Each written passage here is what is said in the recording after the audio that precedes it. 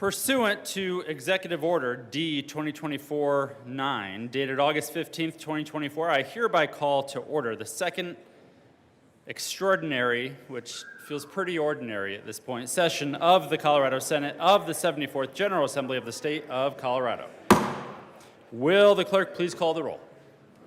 Senators Baisley, Bridges, Buckner, Coleman, Cutter, Danielson, Excused.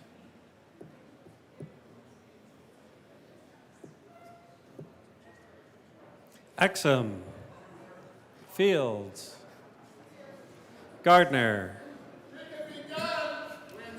Janal, Gonzalez, Hanson, Hinrichsen, Hawkes Lewis,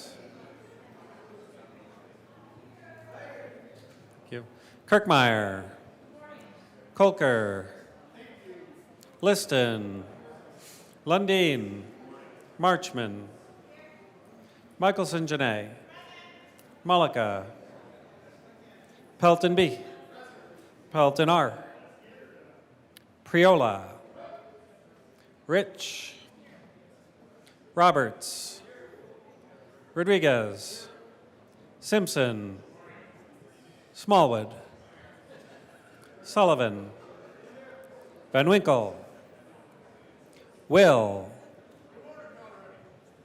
Winter, Zenzinger. Mr. President. Here. With 34 present, 0 absent, 1 excused, we do have a quorum. Senator Zenzinger, would you please lead us in the pledge?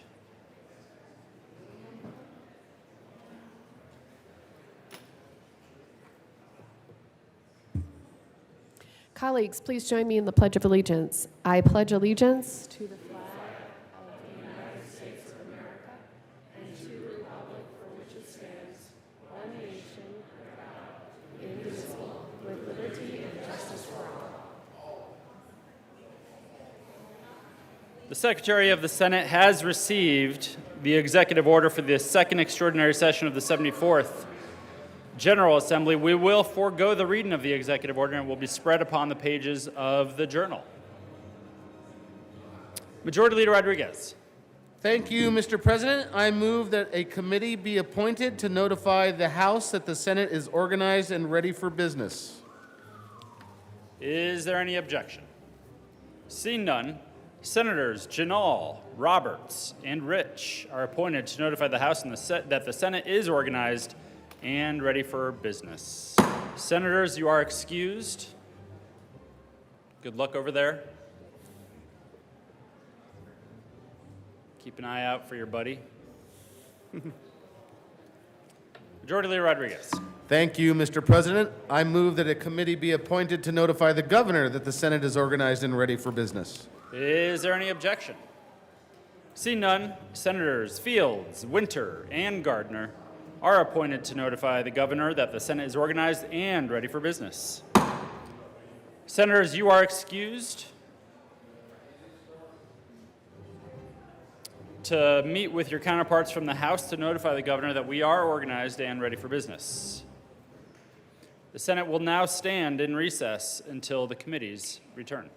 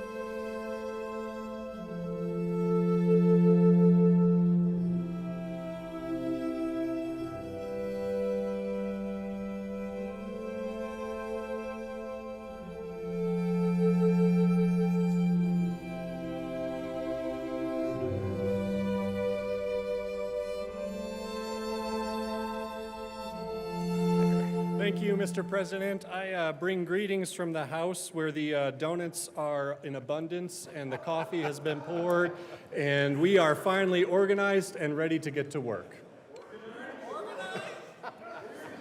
There's 1 out of 2 ain't bad. The popcorn's over there. any other words of wisdom from the House? Thank you, Mr. Representative President. Hartsook. As has been alluded in question here, the popcorn is also ready over in the House chamber. Well, you guys will be well fed. We'll see what you send us. Representative Hernandez? I'd just like to say Representative Lindsay was supposed to be here, and I got called on like the kid who's not paying attention in class to come do this. So happy to be here. Thanks. Happy to have you. Okay, now go back to where you came from.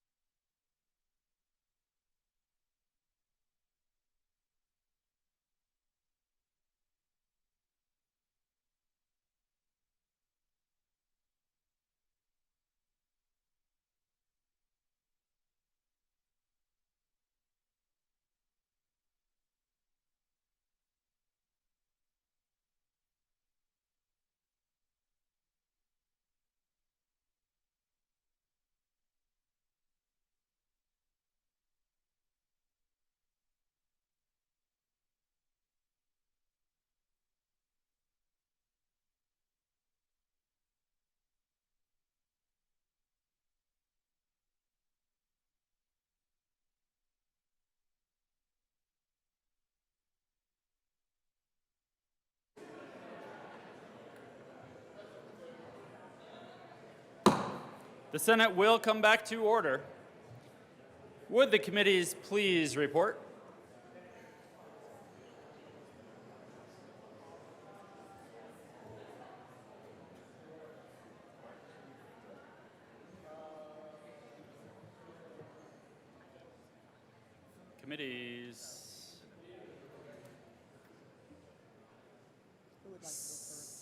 Senator Gardner.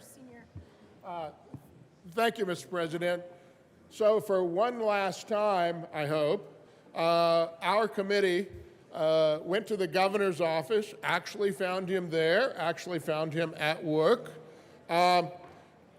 We did not actually tell him that we were organized. We thought accuracy would be appropriate in the moment. But we did tell him that we were ready to do business, and he expressed his appreciation and hope that we would accomplish effective and lasting tax relief for the people of Colorado. Good Senator morning, Fields. Mr. President and colleagues.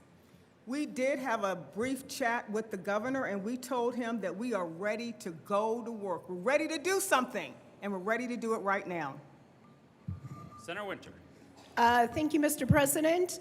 The governor is ready to be our partner in this special session, and we encouraged him to especially look out for our local governments, which we know are very interested in what we do, and he agreed. Thank you, members. Thank you. What'd y'all learn behind enemy lines? Senator Roberts. Thank you, Mr. President. So we had the task of going over to the House. I think we all said it was good to be back in the House, but we were lying a little bit. But it is actually cooler over there in the bigger room. But we said we were ready to work and ready to work with them, which got some positive response and some negative response. But they are organized, although much later than we were, and seemingly ready to go to work over there in the House. Senator Rich. Thank you, Mr. President. I really wish Senator Roberts would have told all of you everything he said. But no, we beat them. They weren't quite ready. So, but we told them we were organized and ready to go to work. You'll have to ask him. Senator Janal. Thank you, Mr. President. When we got to the House, they were totally chaotic. Actually, they were also giving a very good resolution. But we did say that we were ready even before them, and they're ready to go now too, I believe. Yeah. Okay. We're ready. We heard reports of donuts and popcorn. Did you see any of that? No donuts? You didn't want to bring any for us? Introduction of resolutions. Senate Concurrent Resolution 24B1 by Senator Hinrichsen and Representative Woodrow, submitting to the registered electors of the state of Colorado an amendment to the Colorado Constitution concerning authorization for local government that levies ad valorem tax, which is property tax on all real and personal property not exempt from taxation, to instead, subject to local voter approval, levy a land value tax, which is a property tax that taxes property based only on the value of the underlying land and without regard to the value of any improvement built or used on the land. Finance. Senate Concurrent Resolution 24B2 by Senators Baisley and Van Winkle and Representative Bradley, submitting to the registered electors of the state of Colorado an amendment to the Colorado Constitution concerning the calculation of property tax for special districts. Finance. Majority Leader Rodriguez. Thank you, Mr. President. I ask for a moment of personal privilege. Granted. Colleagues, we are here today to present a tribute to Jennifer Gilroy, who will be retiring this year, and I think they did a resolution in the House. Ms. Gilroy is behind us, if anybody didn't see her. Just want to read real quickly, and then we'll have some people speak. The Senate and House Representatives convene on the 74th General Assembly, extend congratulations and commendation to Jennifer Gilroy on her retirement from the Office of Legislative Legal Services. The Colorado General Assembly takes great pride in honoring and extending the sincerest appreciation for Jennifer Gilroy for her 32 years of dedicated service and distinction.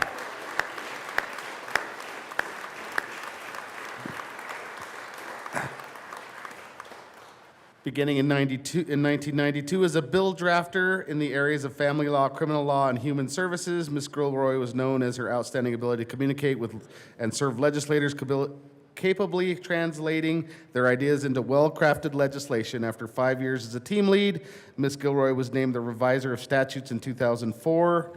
In her 20 years of service in the role, Ms. Gilroy has been a fierce defender of the integrity of the statutes, advising the Committee on Legal Services, ensuring the annual Colorado Revised Statutes and session laws are published with fidelity and are of the highest quality. Ms. Gilroy has helped increase public access to online versions of the statutes, has been instrumental in developing the next generation of publications, application, and work diligently to protect the institution's history by preserving a legislative historic book collection. Ms. Gilroy has also been a most trusted ethics advisor, as I recognized in my meeting with her in my first session, and is recognized expert in the legislative rules. In both capacities, Ms. Gilroy has been dependable, valued resource for staff and countless legislators by providing thoughtful and cognate advice throughout her career in the OLLS. Ms. Gilroy has set the highest standards for nonpartisanship and tireless service to the Colorado General Assembly. She has always been a kind and supportive colleague whose good cheer and positive attitudes are infectious. The members of the Senate and the House of Representatives honor and sincerely thank Jennifer Gilroy for her 32 years of invaluable service to the Colorado General Assembly and wish her the best in her future endeavors upon her well-deserved retirement. On request of Speaker Julie McCluskey, Majority Leader Monica Duran, Minority Leader Rose Puglisi, President Steve Fenberg, Majority Leader Robert Rodriguez, and Minority Leader Paul Lundin. Thank you very much.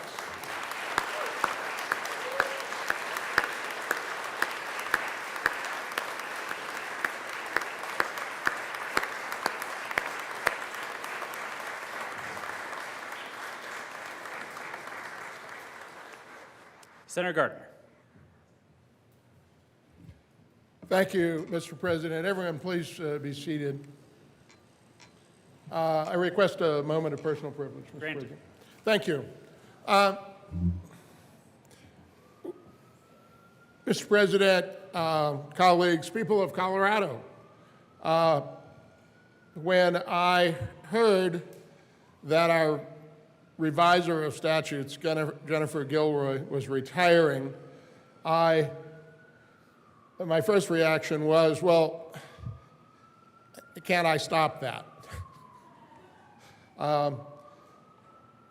Ms. Gilroy, Jennifer, has been the reviser of statutes from the moment I stepped into the building in 2007 and before, and through all of the 16 sessions that I've served on the Committee on Legal Services.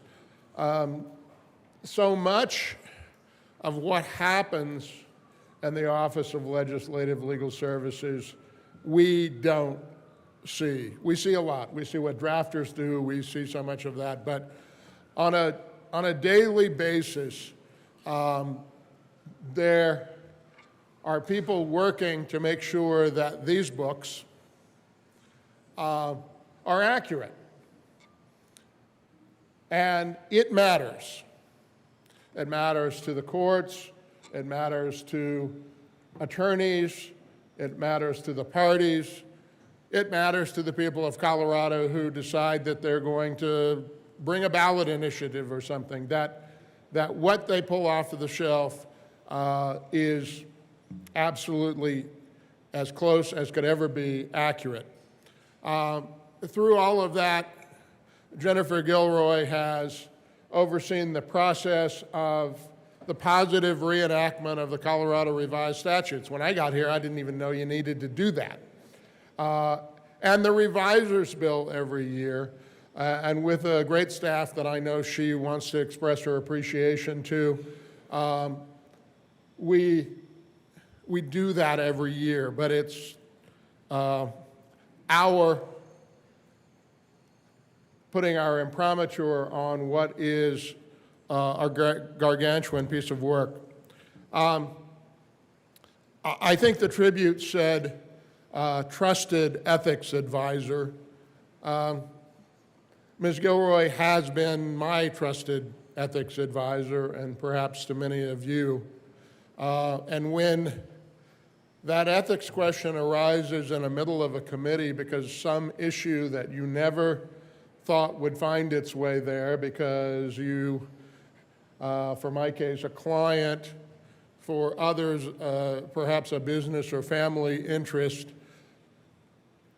raises the question of, can I vote on this bill? Should I vote on this bill? The the first thing I do is, and did, was turn to the staff member and say, find Jennifer Gilroy, I need her really badly. And she was there. One of the things about being a trusted advisor is not only to give good, thoughtful advice, but to be the calm one in the room.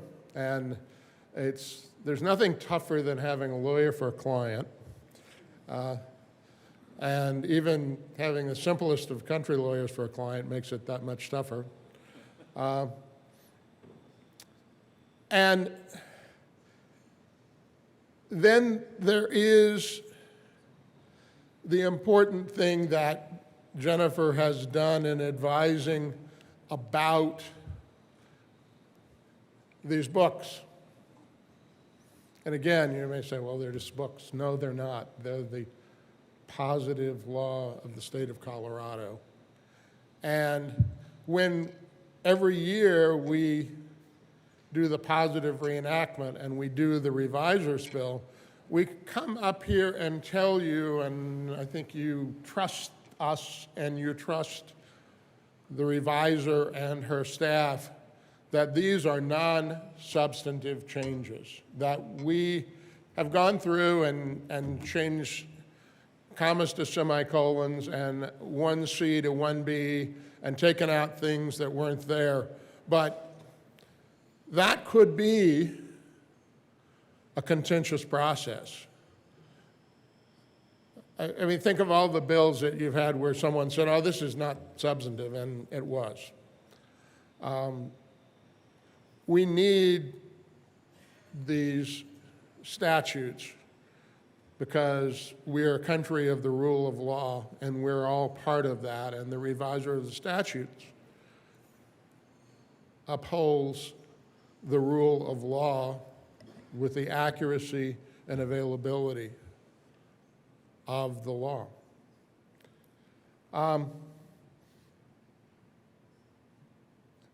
One story that I will tell without all of the guilty characters is that once upon a time we had a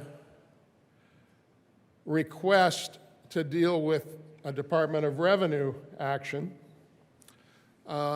involving, and I wish I could remember all of the details off the top of my head, but Revenue said, well, that's what's in the bill, the way it got drafted is not, we can't do that. And I had a lobbyist who was a former member of this body, mind you, ask me to bring that forward. And that's as far as I pushed the envelope.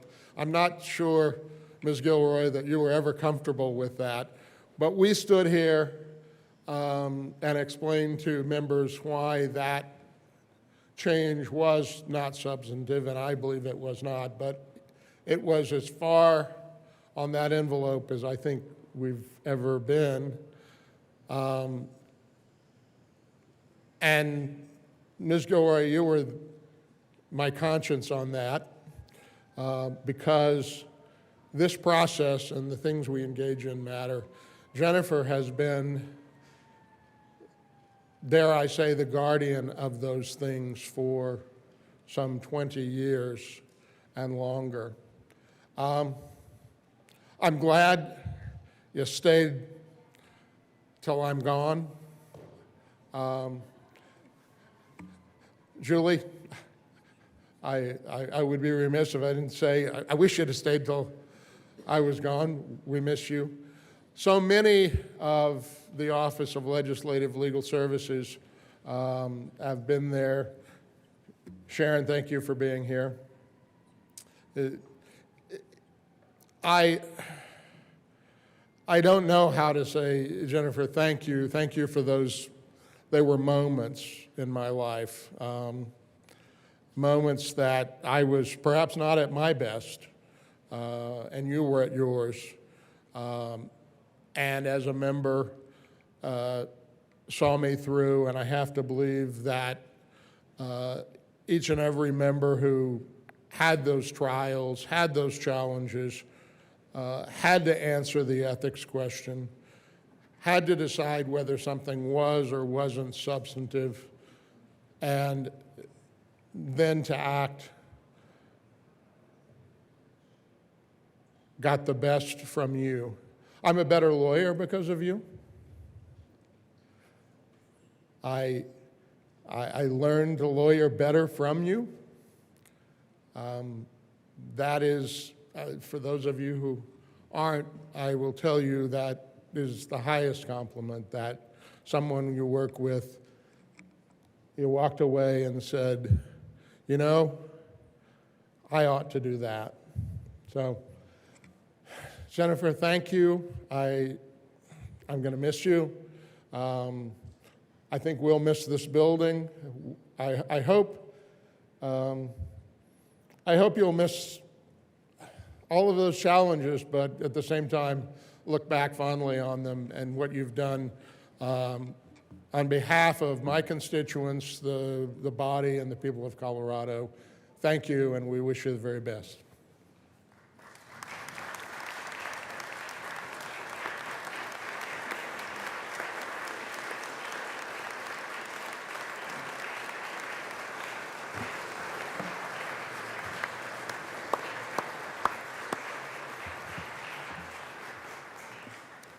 Mr. Minority Leader. Thank you, Mr. President. I request a moment of personal privilege. Granted.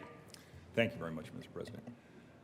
American exceptionalism and Jennifer Gilroy, they go together very meaningfully. American exceptionalism is something we all care about. It's who we are. It's the people ruling themselves instead of a ruler ruling over us. Well, what does that have to do with Jennifer Gilroy?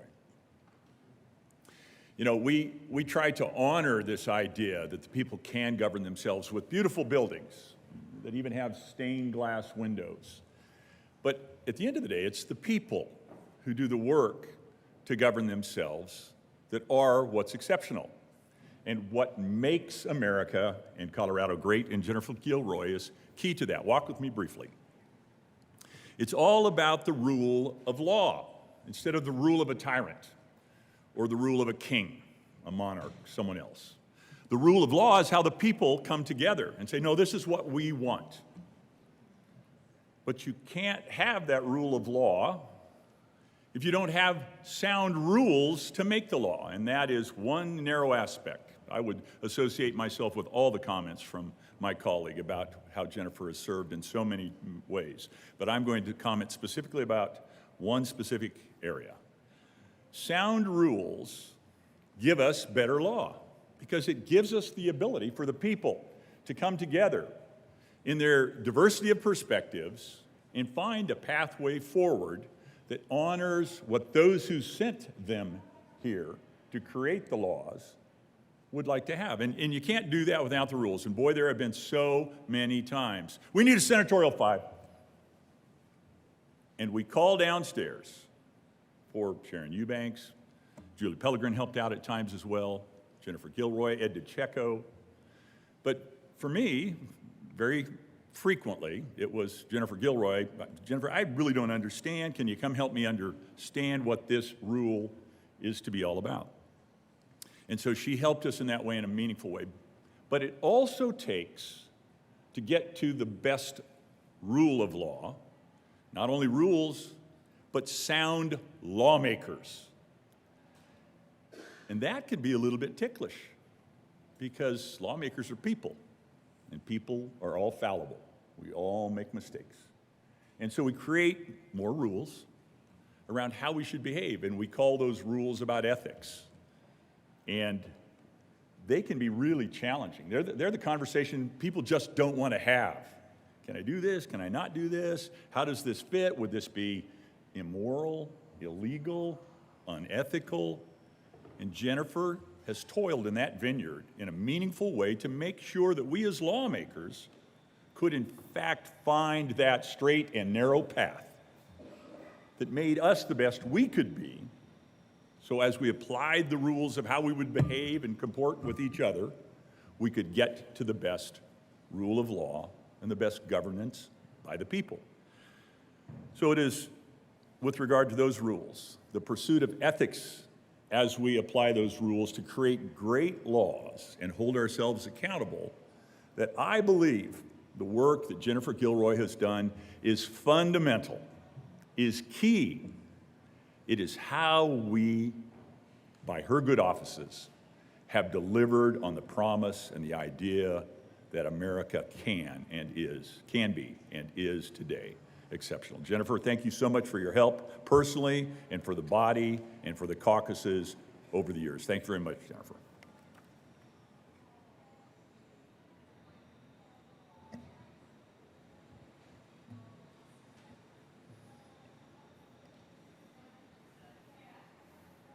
Senator Fields. Mr. President, I'd like to request a moment of personal privilege. Granted. I just couldn't sit there and not acknowledge your achievements and your accomplishment at the state capitol. What I appreciate about you the most is your credibility.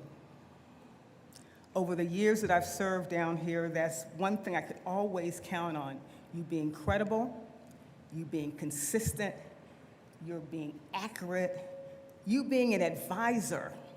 And the advisor that you've been to me has not been based on your opinion. It's always been about the statute and clearly interpreting those statutes so that I would understand, so I could make the best choice in reference to how I would navigate the issue that I was presenting to you.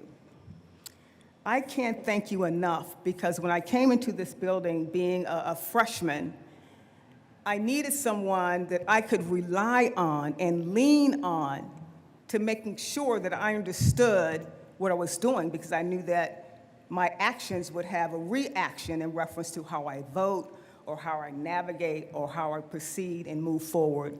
So I want to wish you all the best as you retire, and just take along all the memories that you have, and I hope they're all good ones, because I have good ones about you. Thank you. Jennifer, I think I speak for all of us here, but many, many, many legislators that came before all of us as well. And we say from the bottom of our hearts, thank you for your service to the state of Colorado and this institution. Thank you.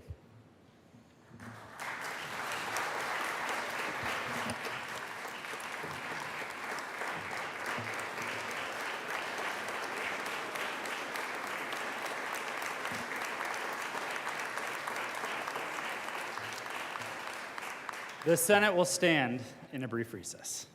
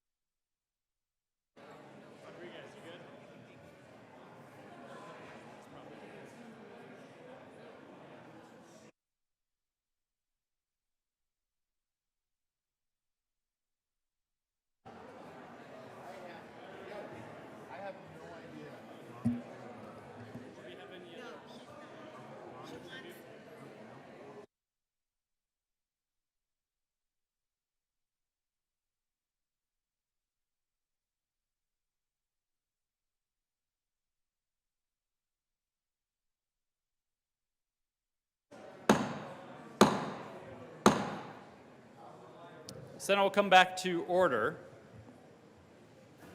Members, we are going to go into announcements shortly to lay out the schedule for the rest of the day. I just wanted to say a couple of words, though, as we come back into session today. I'll be honest, I didn't think this is how the next time I'd be coming back into this chamber. I thought I'd be handing the gavel over next time I was here, but here we are, back again in the 2024 session. I do want to just do a quick level set of expectations. For those of you saying that this will likely just be 3 days, I have some news for you. To get through all of the live-in eulogies for the termed out members, we will probably be here until at least next Friday. So buckle up and get ready for a long list of tributes to all of you. I mostly just wanted to take a quick moment before we get into our work for the next couple of days and thank everyone that is here. Obviously all of you as legislators, but most importantly, the staff, the nonpartisan staff, partisan staff, custodial staff, everyone who helps make the Capitol run. It's especially difficult to come in on short notice and get things in order so it runs smoothly. So let's give all of our staff a round of applause.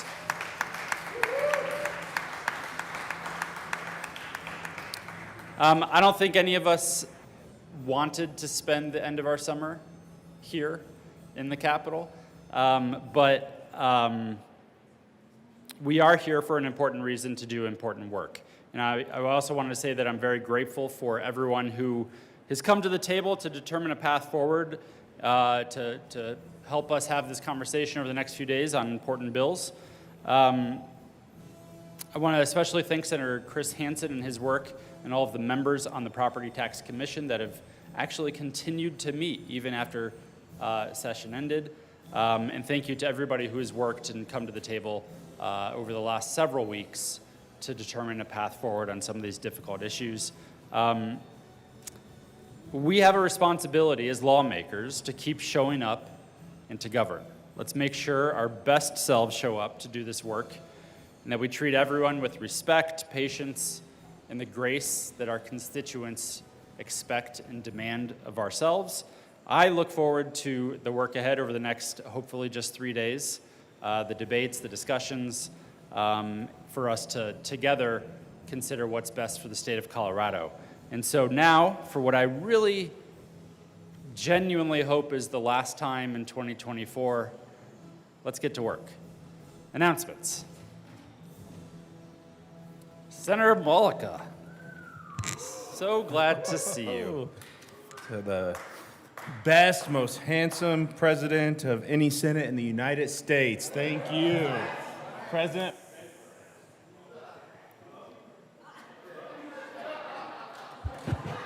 Hello? Please proceed. Members, Senate Finance Committee will be meeting in room 357, 30 minutes upon adjournment to hear concurrent resolutions 24B1 and 24B2. We are waiting a little extra there and doing 30 minutes to give staff time to get those up onto the website and make sure that the public has a chance to see those as well. And so we will see you 30 minutes upon adjournment in 357. Senator Pelton. Thank you, Mr. President. Tomorrow morning, 7:15, the tradition of Tuesday mornings continues. Pastor Dan Files is in the building, and we're gonna have a prayer time and talk about statesmanship. So come on down, have some breakfast, feed your souls, and let's say a prayer. Correction, we will be upstairs tomorrow, 354. Hey, Robert.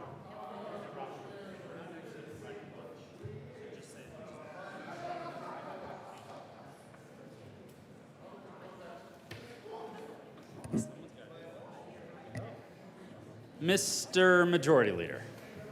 Thank you, Mr. President. Colleagues, just want to update you from last extraordinary session that you should have all seen an email and on your desk this morning, the 3-day memo that was emailed to you and placed on your desk in advance. I tried to get it emailed to the minority leader every day, but we didn't pull that off. But just to know that the plan is for today is to go to committees and then special orders if needed. Second day, third reading, and committees and special orders from what comes from the House, and then, we'll go from there. Announcements are there will be no lunches provided. You will all be on your own for lunch, both sides, however you want to work it. There will be lunch or dinner provided tomorrow night for everybody. So just prepare. Unless you guys get us out of here early, then I'll have to deal with Cindy, and we'll have lunch possibly for Wednesday. But with that, Mr. President, I move the Senate stand in recess until 11:30 today, August 26th. You have heard the motion. All those in favor say aye. Aye. Opposed, no? The ayes have it. The Senate will stand in recess until 11:30 a.m. today.